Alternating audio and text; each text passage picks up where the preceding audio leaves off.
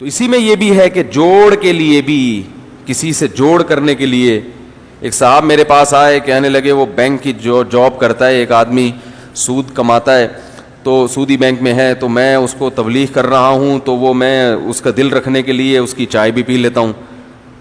تو میں نے کہا اس کی آمدن تو حرام ہے بھائی, آپ اس کی آمدن سے اگر اس نے چائے خریدی ہے, یا تو کوئی اور ذریعہ آمدن بھی ہے تو ہم تعویل کر لیں گے, ہو سکتا ہے اس سے پلا رہا ہو, لیکن اگر کوئی ذریعہ آمدن نہیں ہے تو پھر اس کی چائے پینا تو آپ کے لیے جائز نہیں ہے.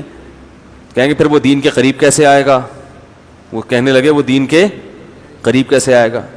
میں نے کہا قریب آنے کے لیے اپنا دین توڑ دینا حرام جیسے اس کے لیے حرام ہے, آپ کے لیے بھی حرام. دین پہ لانے کا مطلب اس سے حرام چھڑوانا ہے نا. تو کہے گا اس دن میرے ساتھ تو خود پی رہے تھے, تو چھڑوا کیوں رہے ہو مجھ سے؟ کیا خیال ہے بھائی؟ دین کے قریب لانے کا مطلب کیا؟ یہی ہے نا کہ فرائض واجبات پورے کرے اور حرام سے بچے. تو آپ نے حرام سے بچانے کے لیے چائے خود اس کے ساتھ پینا شروع کر دی, تو وہ کہے گا خود تو پی رہے تھے.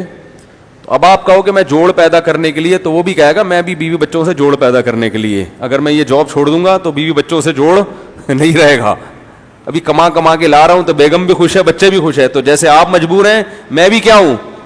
تو ایسے تو 10 بہانے ہر آدمی کے پاس ہیں. اس لیے علماء نے لکھا ہے نہیں پی سکتے. ہاں صدقہ کر دو اتنے پیسے زمان, اور اس کو بتا بھی دو کہ میں یہ چائے پی رہا ہوں مگر میں 30 روپے صدقہ کروں گا, تو پھر یہ حلال ہو جائے گی. اس کو بتانا ضروری ہے, ایسے موقع پہ بتانا اس لیے ضروری ہے تاکہ گناہ میں تعاون نہ ہو. وہ یہ نہ سمجھے بعد میں کہ دیکھو خود تو پی لیتے ہیں حرام کو اور ہمارے لیے کیا فتویٰ ہے, حرام ہے. جب اپنی مصلحت ہوتی تو پی لیتے ہیں. تو کسی بھی مصلحت سے گناہ کرنے کی اجازت نہیں ہے. تو ایک حدود ہے, ان حدود کے اندر رہتے ہوئے جوڑ بھی کرنا ہے, محبت بھی, بعض دفعہ خاموشی بھی اختیار کرنی پڑتی ہے گناہ سے.